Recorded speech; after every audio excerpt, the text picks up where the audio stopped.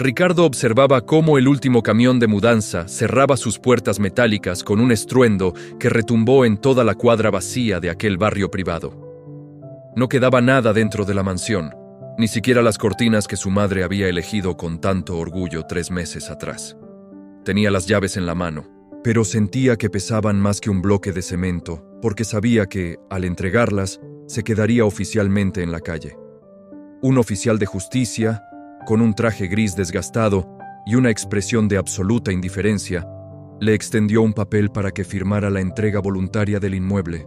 Ricardo ni siquiera leyó el documento. Simplemente garabateó su nombre mientras el sudor frío le recorría la espalda y el rugido de los motores del camión se alejaba, llevándose los restos de una vida que nunca supo manejar. Quédate hasta el final, porque esta historia guarda una lección que cambiará tu forma de ver el mundo para siempre. Todo había comenzado con una llamada telefónica un martes por la mañana, cuando el cielo en la Ciudad de México estaba inusualmente despejado. Ricardo trabajaba en un taller mecánico en las afueras, llenándose las uñas de grasa por un sueldo que apenas le alcanzaba para pagar el alquiler de un cuarto pequeño y ayudar a su madre con las medicinas. El abogado al otro lado de la línea hablaba con una parsimonia que desesperaba. Le explicó que un tío lejano, al que solo había visto 2 veces en los velorios familiares, había muerto sin dejar descendencia directa. La herencia consistía en 3 propiedades, una flota de camiones de carga y una cuenta bancaria, con una cifra que Ricardo tuvo que pedir que le repitieran 4 veces porque su cerebro no lograba procesar tantos ceros. Cuando colgó el teléfono, se sentó en un neumático viejo y miró sus manos sucias. Siempre se había quejado de su suerte. Siempre había dicho que si Dios existiera, no lo tendría doblando el lomo por centavos, mientras otros nacían en cunas de oro. Ese día, sintió que finalmente el universo le pagaba una deuda pendiente. No hubo una oración de agradecimiento, ni un momento de reflexión sobre lo que significaba ese cambio. Solo hubo una euforia ciega. Corrió a la casa de su madre, una mujer que pasaba las tardes con un rosario entre los dedos, y le soltó la noticia a gritos. Ella lo miró con una mezcla de alegría y un miedo profundo que él no quiso entender en ese momento. Su madre le tomó las manos y le dijo que ese dinero no era un regalo para desperdiciar, sino una prueba de carácter, y que debía buscar dirección antes de dar el primer paso.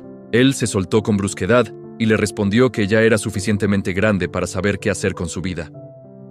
La primera semana fue un torbellino de firmas y trámites. En cuanto el dinero estuvo disponible en su cuenta, el taller mecánico pasó a ser un recuerdo borroso.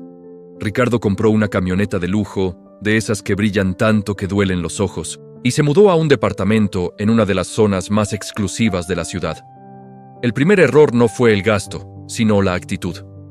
Dejó de contestar las llamadas de sus amigos de toda la vida, aquellos que lo habían ayudado cuando no tenía ni para el transporte. Ahora se rodeaba de gente que vestía ropa de marca y hablaba de inversiones que él no comprendía, pero que fingía entender para no parecer un intruso. Uno de estos nuevos amigos, un hombre llamado Esteban, que siempre llevaba un reloj de oro en la muñeca, lo convenció de que los camiones de carga que había heredado eran un negocio aburrido y lento. Esteban le decía que el dinero de verdad estaba en el mundo de las apuestas deportivas de alto nivel y en la importación de productos electrónicos de lujo. Ricardo, sintiéndose invencible, decidió liquidar la flota de camiones que su tío había tardado 40 años en construir. Su madre le suplicó que no lo hiciera. Le dijo que esos camiones daban trabajo a 15 familias y que eran un patrimonio seguro. Ricardo le gritó que ella no sabía nada de finanzas y que su mentalidad de pobreza lo tenía harto. Esa fue la primera vez que la vio llorar de tristeza y no de cansancio. Con el efectivo de la venta de los camiones, Ricardo se sintió el dueño del mundo. Empezó a organizar fiestas que duraban 3 días. En su nueva mansión de Cuernavaca, el champán corría como si fuera agua de la llave. La gente lo rodeaba, lo llamaban campeón. Le decían que era el hombre más inteligente que habían conocido. Él se creía cada palabra. Una noche, bajo el efecto del alcohol y la música a todo volumen, Esteban le presentó un contrato para una supuesta importación masiva desde China. Ricardo ni siquiera llamó a un contador. Firmó el documento en la barra de su propia casa, entregando un adelanto de $600,000. Las señales de alerta estaban ahí. pero él había decidido cerrar los ojos y los oídos a cualquier cosa que oliera a prudencia. Un domingo por la tarde, su madre fue a visitarlo. Se sentó en el sofá italiano que costaba más que la casa donde Ricardo creció. Ella no bebió nada de lo que él le ofreció, solo lo miró a los ojos y le dijo, que sentía que él se estaba alejando de todo lo bueno que tenía en el corazón, que el dinero lo estaba volviendo un extraño. Ricardo se burló de ella. Le dijo que se fuera a la iglesia a pedir por sus pecados si tanto le preocupaba, pero que a él lo dejara disfrutar de lo que por fin se merecía. Ella se levantó, le puso una mano en el hombro y le dijo que Dios no puede ser burlado y que lo que se construye sobre la soberbia no tiene cimientos. 2 semanas después, la realidad empezó a resquebrajarse. Los contenedores con los productos electrónicos nunca llegaron al puerto. Esteban dejó de contestar el teléfono. Cuando Ricardo fue a las oficinas de la empresa de su amigo, encontró un local vacío con un letrero de se renta. El pánico fue una descarga eléctrica que lo dejó sin aire. Intentó rastrear el dinero, pero los abogados le dijeron que el contrato que había firmado estaba diseñado para proteger a la otra parte y que él prácticamente había regalado sus fondos a una empresa fantasma en un paraíso fiscal. En lugar de detenerse y tratar de salvar lo que quedaba, Ricardo hizo lo que hacen los apostadores desesperados.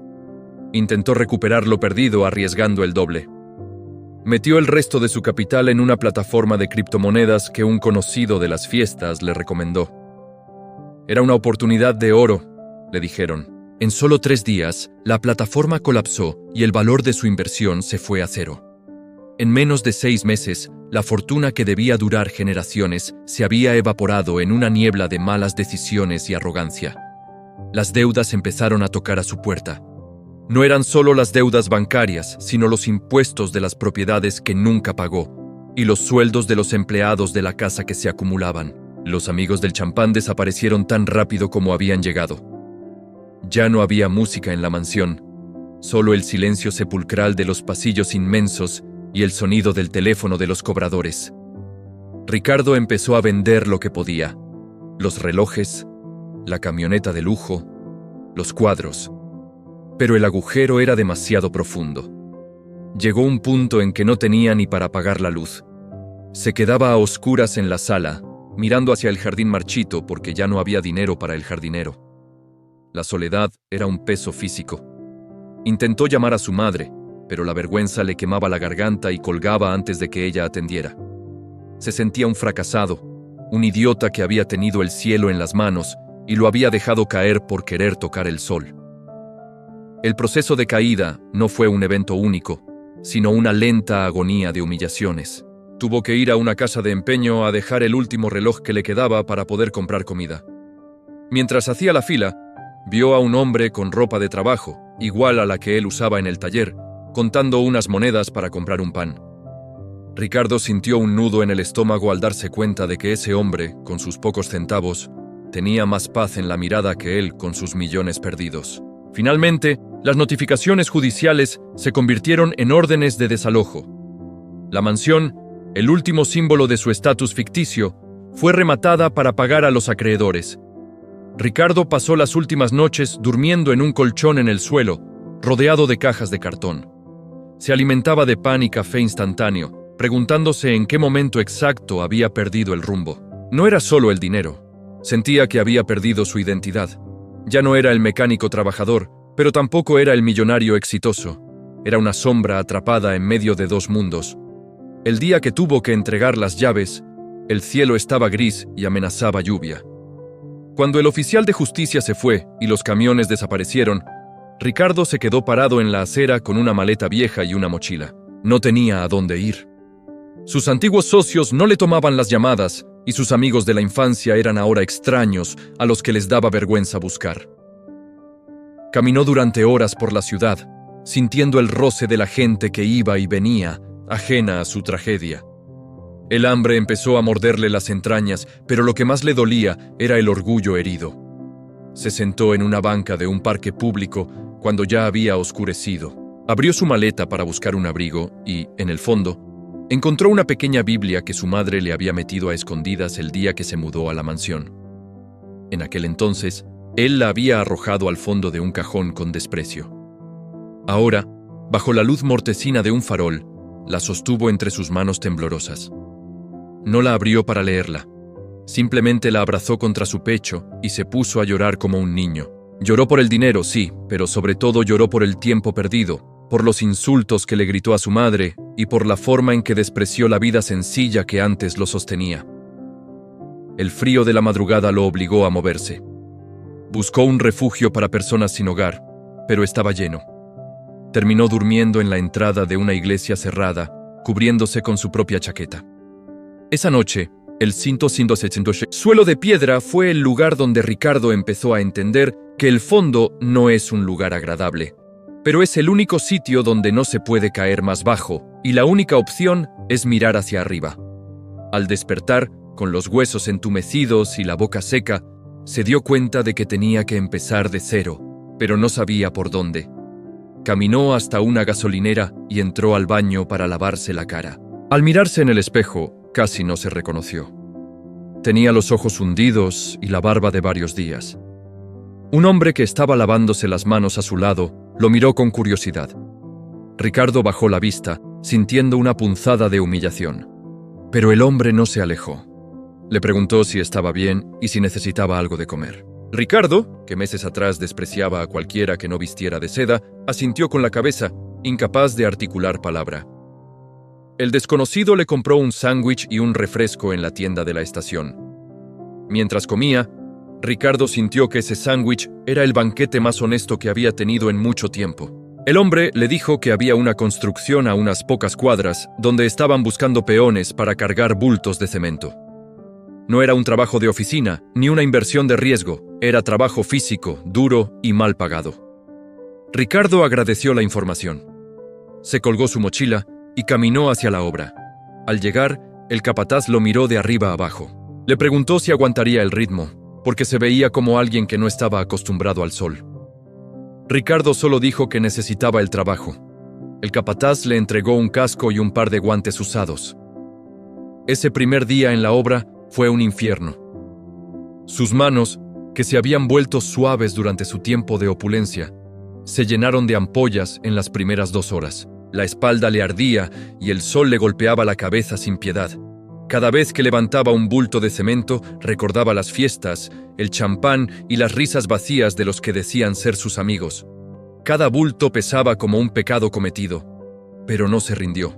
Trabajó hasta que los pulmones le quemaban y el sudor le cegaba los ojos. Al final de la jornada, el capataz le entregó unos pocos billetes. Era una fracción mínima de lo que solía gastar en una sola propina en un restaurante de lujo. Pero Ricardo guardó ese dinero en su bolsillo con un respeto que nunca había sentido por los millones de su herencia. Con ese dinero pagó una cama en una pensión barata, un lugar con olor a humedad y paredes descascaradas, pero con un techo que lo protegía de la lluvia. Esa noche, antes de dormir, abrió por fin la Biblia de su madre. Sus ojos cayeron en un pasaje que hablaba sobre construir una casa sobre la arena o sobre la roca. Cerró el libro y se quedó mirando el techo en la oscuridad. Se dio cuenta de que él no solo había construido su casa sobre la arena, sino que él mismo se había convertido en arena, dispersándose con el primer viento fuerte de la adversidad. Los días se convirtieron en semanas. Ricardo seguía en la obra, ganándose el respeto de los otros trabajadores por su silencio y su esfuerzo constante. No hablaba de su pasado. Para todos, él era solo un hombre más intentando sobrevivir. Pero por dentro, una transformación lenta estaba ocurriendo. El ruido de su ego se estaba apagando, dejando espacio para una voz que antes no quería escuchar. Empezó a ahorrar cada centavo sobrante, no para comprar lujos, sino con la meta de buscar a su madre y pedirle perdón de la manera correcta. No con palabras vacías, sino con la prueba de que había cambiado. El despertador de Ricardo no era una alarma electrónica, sino el dolor punzante en sus rodillas y el frío que se colaba por la rendija de la ventana de la pensión. Cada mañana, antes de que saliera el sol, se sentaba en la orilla del colchón hundido y miraba sus manos. Ya no eran las manos cuidadas del hombre que firmaba cheques de 6 cifras en restaurantes de lujo. Ahora estaban cubiertas de callos endurecidos, con restos de mezcla de cemento que se negaban a salir bajo el agua fría. Ese dolor físico era lo único que lo mantenía anclado a la realidad. En la obra, el capataz, un hombre de pocas palabras llamado Don Mario, lo observaba en silencio. Don Mario había visto pasar a cientos de hombres derrotados por la vida, pero notaba algo distinto en Ricardo. Había una especie de furia contenida, no contra el mundo, sino contra sí mismo. Un martes de lluvia intensa, mientras todos se refugiaban bajo un techo de lámina esperando a que escampara, un joven trabajador sacó un teléfono de última gama para mostrar un video de una fiesta en una zona exclusiva. Ricardo miró la pantalla y reconoció la terraza. Era la misma donde él había brindado por su supuesta inteligencia financiera meses atrás. Sintió una náusea repentina y se alejó hacia la lluvia, prefiriendo mojarse hasta los huesos antes que ver el reflejo de la vida que lo había destruido. La soledad en la pensión era el terreno donde sus demonios peleaban con más fuerza. No tenía televisión, ni internet, ni a nadie a quien llamar. El silencio le obligaba a escuchar sus propios pensamientos, y esos pensamientos eran jueces implacables. Recordaba la cara de su madre cuando él le gritó que su fe era una cadena que no lo dejaba volar. Ahora, irónicamente, se sentía como un pájaro que se había arrancado las alas pensando que podía caminar sobre el fuego sin quemarse. El dinero que ganaba en la construcción apenas le alcanzaba para la renta y una comida decente al día. Experimentó el hambre real, esa que hace que te duela la cabeza y que el estómago se sienta como un nudo apretado. Hubo días en los que tuvo que elegir entre comprar un jabón para lavar su ropa de trabajo o cenar un par de huevos con tortilla. Eligió el jabón. El orgullo, aunque herido, todavía le dictaba que debía mantener cierta dignidad en su apariencia, incluso si nadie lo miraba. Un viernes por la tarde, después de cobrar su semana, Ricardo caminó frente a un concesionario de autos. Vio una camioneta idéntica a la que él había tenido. Se quedó paralizado frente al cristal, viendo su reflejo mugriento proyectado sobre la carrocería brillante. Un vendedor salió de inmediato, pero al ver la ropa de Ricardo y sus botas manchadas de cal, su expresión cambió de una sonrisa profesional a una mueca de desprecio. El vendedor le pidió que se retirara porque estaba dando una mala imagen al establecimiento. Meses antes, Ricardo hubiera hecho un escándalo. Habría sacado su fajo de billetes para humillar al vendedor. Ese día, simplemente bajó la mirada, pidió disculpas y siguió caminando. Esa fue la primera vez que entendió que el respeto que creía tener no era hacia su persona, sino hacia su billetera. Sin el dinero, para el mundo, él se había vuelto invisible o, peor aún, una molestia. Esa noche, el hambre y el cansancio lo llevaron al borde del colapso emocional. Se arrodilló en el suelo de su cuarto de 3 metros por 3 y golpeó la pared con frustración. ¿Por qué a mí?, gritó en un susurro para no despertar a los otros inquilinos. Pero la respuesta llegó rápida y amarga, porque tú lo elegiste. Recordó las advertencias de su tío fallecido en una carta que venía con el testamento, una carta que él apenas hojeó antes de tirarla a la basura. El tío le decía que el dinero es un amplificador. Si eres bueno, te hace mejor. Si eres soberbio, te destruye más rápido.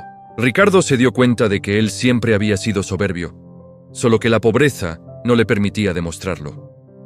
La riqueza solo sacó a la luz el monstruo que siempre vivió dentro de él. Buscó la Biblia que su madre le había dado. Estaba llena de polvo debajo de su maleta. Al abrirla, encontró un billete de 100 pesos doblado en 4 partes dentro de una página. Era un billete viejo, seguramente puesto ahí por su madre como un último recurso de emergencia que él nunca notó. Al ver el billete, Ricardo no pensó en lo que podía comprar con él. Se llevó el papel a la nariz y creyó oler el perfume de lavanda que su madre usaba siempre. Se derrumbó en el suelo y lloró durante horas. No era el llanto del que pierde una fortuna, sino el llanto del que se da cuenta de que ha despreciado el único amor puro que tenía en la vida por un puñado de metal y papeles de colores. A la mañana siguiente, decidió que no podía seguir huyendo. Necesitaba ver a su madre, pero no quería llegar como un mendigo que busca refugio, sino como un hijo que reconoce su error. Sin embargo, el destino tenía otros planes para su proceso de purificación. Al llegar a la obra, don Mario le informó que el proyecto se suspendía por falta de permisos municipales. Todos estaban despedidos. Ricardo sintió que el suelo se abría bajo sus pies otra vez. Justo cuando empezaba a sentir que tenía un ritmo, la vida le quitaba el sustento. El capataz le entregó su liquidación, que era una miseria, y le deseó suerte. Ricardo caminó de regreso a la pensión, pero a mitad del camino vio a una mujer de edad avanzada sentada en una banqueta, llorando porque le habían robado su bolsa con el dinero de su pensión mensual. La gente pasaba de largo, ignorándola. Ricardo se detuvo. Miró el poco dinero que tenía en la mano, el billete de 100 pesos de su madre y lo que acababa de cobrar. Sabía que si entregaba eso, no tendría para la renta de la semana siguiente, pero algo en su interior, una chispa que creía apagada, se encendió. Se acercó a la mujer, le entregó casi todo lo que tenía y se fue sin decir una palabra, ignorando los agradecimientos a gritos de la anciana. Esa noche, durmió en un parque porque no pudo pagar la pensión. El frío de la Ciudad de México en la madrugada es un cuchillo que atraviesa la ropa. Se cubrió con periódicos y trató de dormir en una banca, pero el miedo a ser asaltado o golpeado no lo dejaba cerrar los ojos. Ahí, rodeado de sombras y del ruido lejano de las ambulancias, Ricardo entendió lo que era la verdadera vulnerabilidad.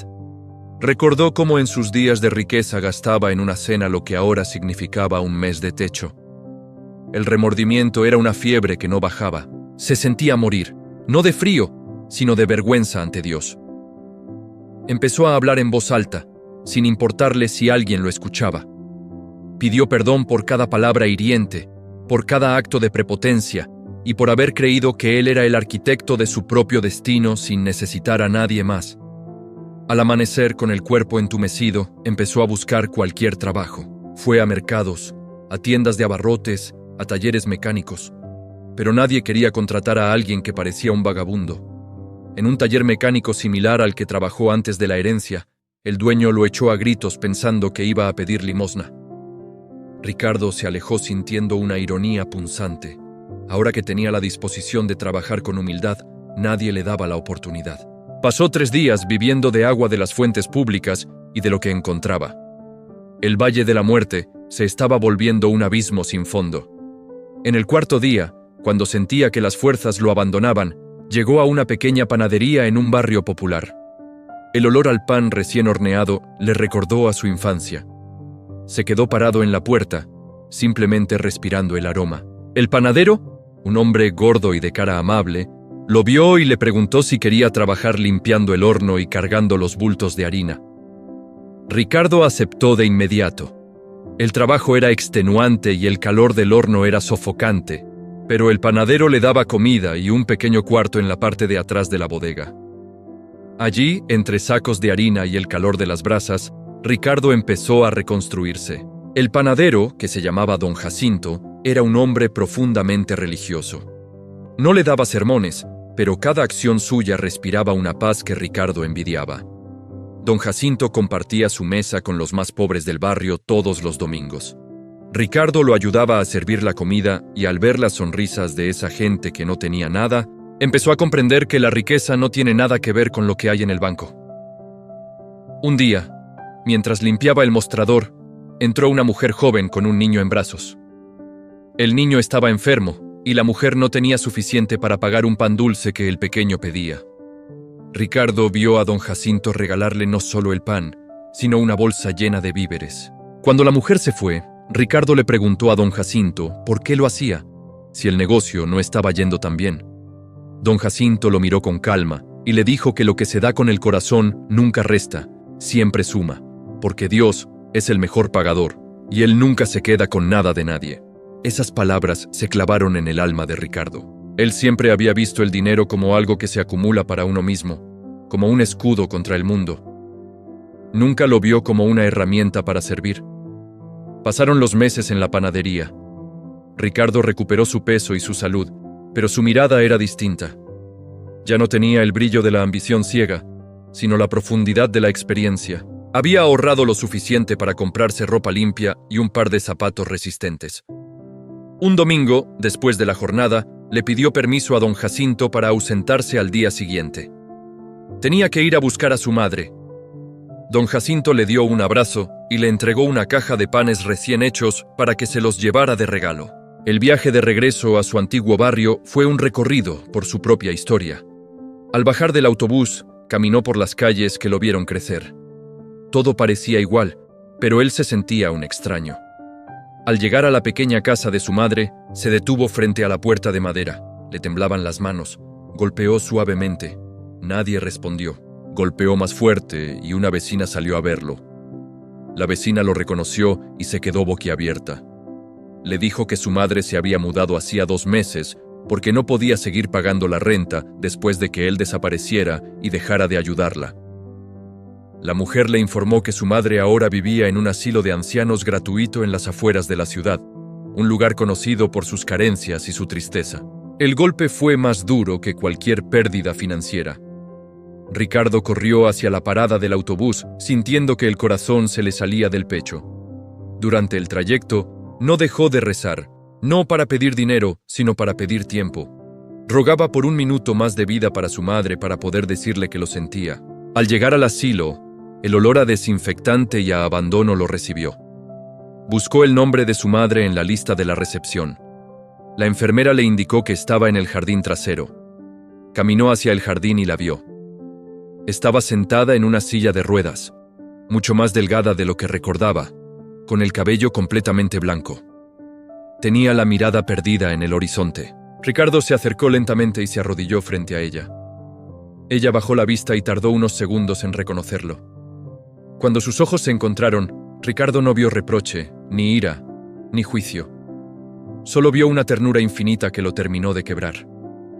Se apoyó en sus rodillas y comenzó a pedir perdón con palabras entrecortadas, confesando cada error, cada mentira y cada momento de soberbia. Ella le puso una mano temblorosa en la cabeza y le dijo que nunca había dejado de esperarlo, porque sabía que Dios tiene que romper a veces el cántaro para volverlo a hacer nuevo. Esa tarde, sentados bajo un árbol viejo, Ricardo le contó todo. Le habló de la mansión, de Esteban, de las deudas, de la noche en el parque y del trabajo en la panadería. Su madre lo escuchaba en silencio, apretando su mano de vez en cuando. Ella le dijo que el dinero que perdió fue lo mejor que le pudo pasar, porque si hubiera seguido con esa fortuna, hoy no estaría allí sentado pidiendo perdón, sino que probablemente estaría muerto o perdido en una soledad eterna. Le explicó que el dinero es como el fuego, calienta la casa si se mantiene en la chimenea, pero la quema por completo si se deja suelto por las habitaciones. Ricardo prometió sacarla de allí, no con la arrogancia de antes, prometiendo castillos, sino con la humildad del que sabe que el bienestar se construye paso a paso. Regresó a la panadería con una determinación nueva. Habló con don Jacinto y le propuso un trato. Él conocía de logística por los camiones de su tío y conocía de mecánica. Podían ampliar la panadería haciendo entregas a domicilio en los barrios vecinos, usando una vieja camioneta que estaba abandonada en el patio del negocio. Don Jacinto confió en él. Ricardo trabajó durante el día en el horno y durante la noche reparando la camioneta.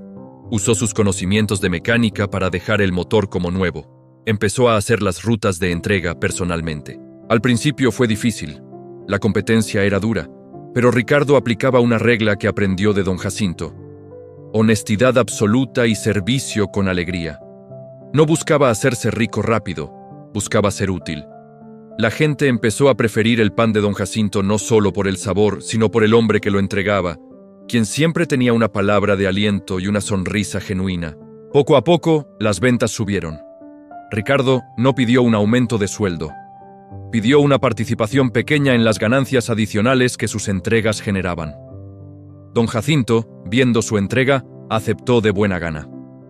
Con ese dinero extra, Ricardo pudo rentar un pequeño departamento con planta baja, cerca de la panadería, y lo acondicionó para que su madre pudiera vivir con él. El día que fue a recogerla al asilo, no llegó en una camioneta de lujo, sino en la vieja camioneta de la panadería que olía a harina y levadura. Cuando su madre entró al departamento, que era sencillo pero estaba lleno de luz, se sentó en un sillón que Ricardo había comprado en un mercado de pulgas y restaurado él mismo. Ella suspiró con alivio. Ricardo se sentó a sus pies y se dio cuenta de algo asombroso. En ese momento, con apenas lo suficiente para cubrir los gastos del mes, y con una deuda pendiente de gratitud con don Jacinto, se sentía más rico que el día que recibió el correo del abogado. La presión en el pecho había desaparecido. La necesidad de impresionar a otros se había evaporado. Sin embargo, el pasado todavía tenía una lección final para él. Una tarde, mientras hacía sus entregas, vio a un hombre pidiendo dinero en un semáforo. Al acercarse, reconoció a Esteban. El hombre que lo había estafado con la importación desde China estaba ahora sucio, con la ropa rota y una mirada de terror constante. Ricardo detuvo la camioneta. Esteban no lo reconoció al principio. Cuando Ricardo bajó la ventanilla y lo llamó por su nombre, Esteban intentó huir, pensando que venía a cobrarle la deuda o a llamar a la policía. Ricardo bajó del vehículo y lo alcanzó. Esteban se encogió, esperando un golpe. Pero Ricardo lo tomó del brazo con firmeza y le entregó una bolsa de pan y algo de dinero que traía en su bolsillo. Esteban lo miró confundido, con los ojos llenos de lágrimas. Le preguntó por qué hacía eso después de todo el daño que le había causado.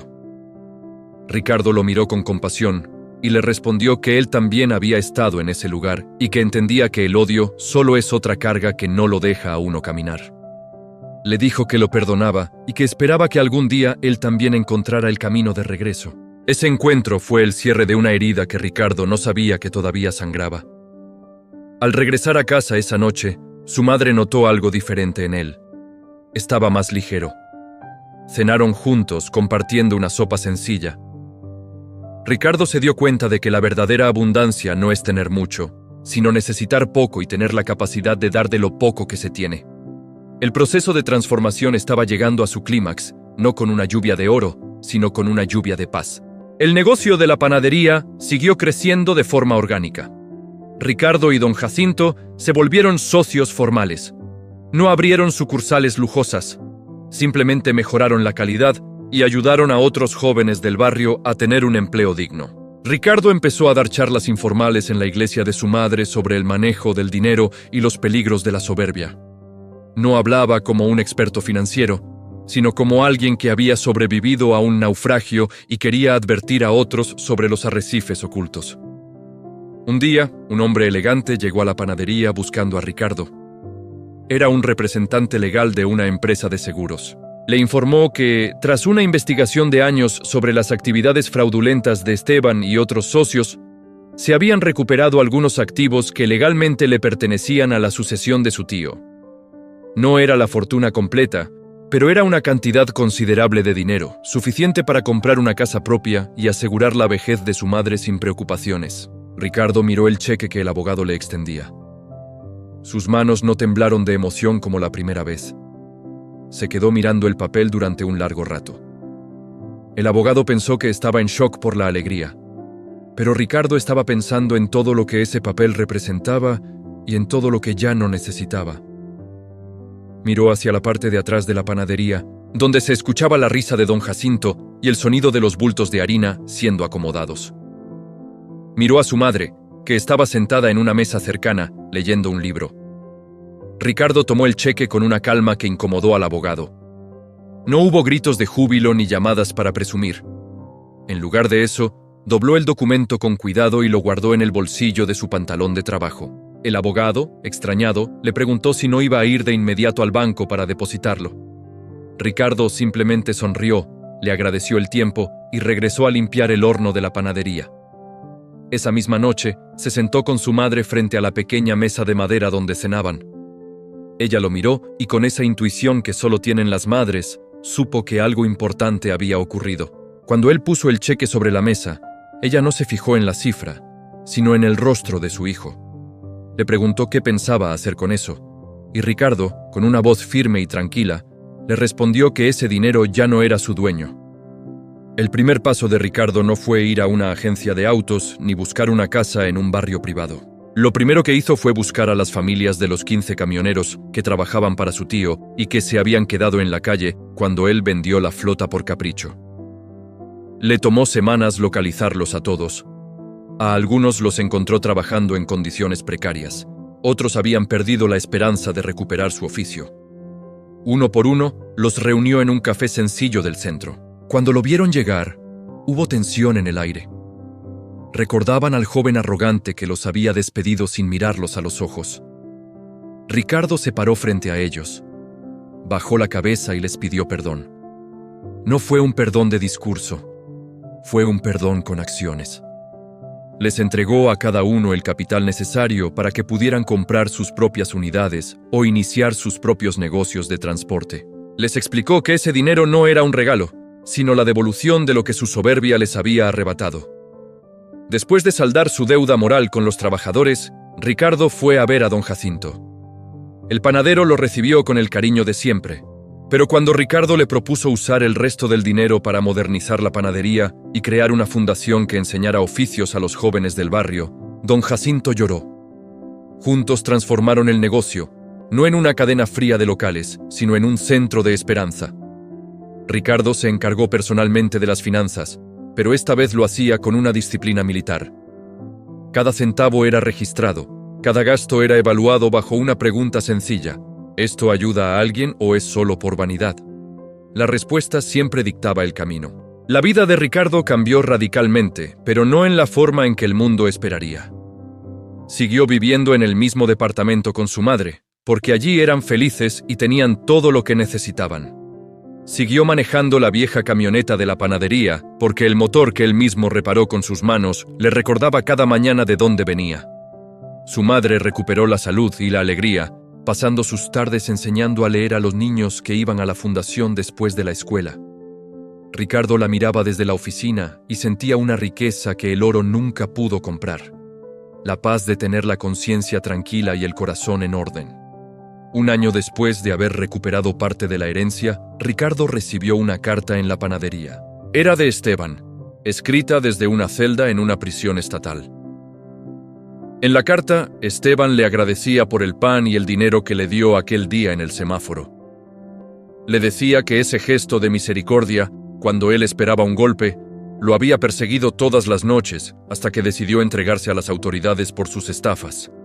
Esteban le pedía perdón y le decía que, por primera vez en su vida, dormía tranquilo, aunque fuera detrás de las rejas. Ricardo leyó la carta y sintió que el último eslabón de su cadena de rencor se rompía para siempre. La verdadera transformación de Ricardo se notaba en sus manos. Ya no estaban sucias de grasa de taller ni de cal de construcción, pero conservaban la firmeza del hombre que sabe lo que cuesta ganar un peso con honestidad. Ya no buscaba la aprobación de los círculos sociales altos. Sus nuevos amigos eran los vecinos del barrio, el carnicero, el zapatero y los jóvenes a los que estaba ayudando a salir adelante. En su cumpleaños número 35, no hubo una fiesta con champán y música estridente. Hubo una comida en el patio de la panadería con su madre, don Jacinto, y los empleados. Mientras compartían un guisado sencillo y reían por anécdotas del trabajo, Ricardo miró al cielo y agradeció a Dios por haberle quitado todo en aquel entonces. Comprendió que si no hubiera perdido la fortuna, nunca habría encontrado su alma. La lección que el dinero no compra se volvió su norte diario.